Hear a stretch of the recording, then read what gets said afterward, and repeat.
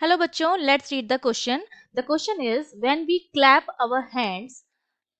our hands the sound produce is best described by. तो जो sound produce होता है वो किस इक्वेशन से बेस्ट डिस्क्राइब होगा वो हमें बताना है. और यहाँ पर जो P है that is the change in pressure from the equilibrium value. Equilibrium से प्रेशर में कितना चेंज होता है वो हमारा यहाँ पर P है. तो देखिए, इस क्वेश्चन को सॉल्व करने के लिए जो की कॉन्सेप्ट हमें पता होना चाहिए कि जब भी हम कोई भी साउंड जब प्रोड्यूस होती है तो वो क्या करता है, प्रोपोगेशन होता है उस साउंड का. ठीक है, साउंड का क्या होता है, प्रोपोगेशन होता है किसी भी मीडियम में, प्रोपोगेशन ऑफ साउंड. ठीक है, उस मीडियम में होता है. और इस टाइम पर क्या होता है, प्रेशर जो होता है वो क्या रहता है, चेंज होता है. प्रेशर का क्या होता है, वेरिएशन होता है. और इसीलिए हम साउंड वेव को प्रेशर वेव भी कहते हैं. ठीक है, और इस प्रेशर को हम मेजर करते हैं by using the detector. Pressure में जो भी फ्लक्चुएशन होता है उसे हम मेजर करते हैं डिटेक्टर का यूज करके. ठीक है, तो अब हम जानते हैं, हमसे पूछा जा रहा है कि किस तरह से हम इक्वेशन को बताएंगे. तो हम जानते हैं जो साउंड वेव है उसमें क्या होते हैं, हाई प्रेशर और लो प्रेशर का वो होता है. जो होता है हाई प्रेशर का रीजन होता है और लो प्रेशर का रीजन होता है.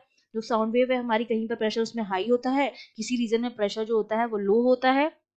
इसीलिए इस वेव को हम क्या कहते हैं, प्रेशर वेव भी कहते हैं, क्योंकि प्रेशर का क्या हो रहा है, वेरिएशन हो रहा है, फ्लक्चुएशन हो रहा है. और इन फ्लक्चुएशन को हम मेजर करते हैं बाय यूजिंग द डिटेक्टर, जिनको हम डिटेक्टर लगा के क्या करते हैं, डिटेक्ट कर लेते हैं. अब ये जो प्रेशर हमने निकाली है, प्रेशर की वैल्यू, उसको अगर मैं टाइम ग्राफ के साथ प्लॉट करूं, इस प्रेशर को टाइम के साथ अगर मैं ग्राफ प्लॉट करूं, तो वो जो ग्राफ हमारा बनता है वो एक साइन कर्व बनता है. ठीक है, वो क्या बनता है, एक साइन कर्व बनता है, मतलब कुछ इस तरह का बनता है.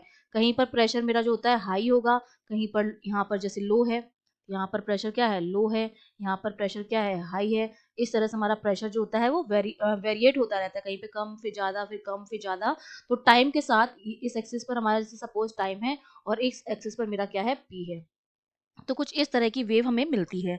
तो अगर मैं इसकी इक्वेशन बनाऊं, साइन वेव की इक्वेशन क्या होती है, P equals to P naught. P naught हमारा है इक्विलिब्रियम में जो प्रेशर है वो साइन के एक्स माइनस ओमेगा टी. ये हमारी क्या होती है, साइन कर्व की इक्वेशन होती है. या अगर मैं इसको खोल के लिखना चाहूँ तो ये क्या हो जाएगा, P equals to P naught sine के एक्स कॉस ओमेगा टी भी हम लिख सकते हैं इस इक्वेशन को. इस इक्वेशन को मैं और अगर लिखना चाहूँ तो पी नॉट साइन के एक्स कॉस ओमेगा टी लिख सकती हूँ, या कॉस के एक्स साइन ओमेगा टी भी लिख सकती हूँ. इसको लिखने के तरीके इस तरह के हो सकते हैं. यहाँ मैं लिख सकती हूँ पी नॉट कॉस के एक्स साइन ओमेगा टी. ठीक है, ये सारी हो गई हमारी सिंगल साउंड. अगर हमारा है सिंगल साउंड वेव जो है वो अगर किसी मीडियम में प्रोपेगेट कर रही है तो उसकी इक्वेशन हमारी ये होती है. अब हमें पता है कि जब हम क्लैप करते हैं तो एक सिंगल साउंड तो प्रोड्यूस नहीं होता है, डिस्टरबेंस होता है. तो वहां पर क्या बनती है, जब हम क्लैप करते हैं तो नंबर ऑफ वेव्स जो होती हैं वो प्रोड्यूस होती हैं, जो यूनिफॉर्म हो भी सकती हैं और नहीं भी हो सकती हैं. मे बी और मे बी नॉट यूनिफॉर्म. ठीक है, जब हम क्लैप करेंगे तो क्या होता है, डिस्टरबेंस होता है, बहुत सारी वेव्स बनेंगी साउंड की. और ये वेव्स जो है वो यूनिफॉर्म हो भी सकती हैं और नहीं भी यूनिफॉर्म हो सकती हैं. तो जो प्रेशर में वेरिएशन होगा वो भी यूनिफॉर्म नहीं होगा. तो इसका मतलब हमें क्या करना पड़ेगा, इन प्रेशर में वेरिएशंस का समेशन लेना पड़ेगा. हमें क्या करना पड़ेगा, समेशन निकालना पड़ेगा, समेशन इन प्रेशर वेरिएशन. और इसका रीजन क्या रहेगा, क्योंकि हमारा जो प्रेशर है वो यूनिफॉर्म नहीं होगा. ठीक है, तो इसके लिए हमें क्या करना पड़ेगा, प्रेशर का समीशन करना पड़ेगा. तो जब हम इसके लिए साउंड वेव बनाएंगे, इक्वेशन बनाएंगे, तो हमारी क्या हो जाएगी, P of summation of pressure variation sine के एन एक्स, क्योंकि हमने मान लिया एन वेव प्रोड्यूस हो रही हैं, माइनस ओमेगा एन टी. तो ये जो इक्वेशन बनेगी वो हमारी बनेगी क्लैप के लिए, क्योंकि जब हम क्लैप करते हैं तो एक साउंड वेव ना होकर बहुत सारी वेव्स जो होती है वो जनरेट होती हैं. और ये वेव्स यूनिफॉर्म हो भी सकती हैं, नहीं भी हो सकती हैं. तो इनके लिए एक वेव का प्रेशर वेरिएशन हमें पता है, फिर दूसरी वेव का, फिर तीसरी वेव का, फिर चौथी वेव का.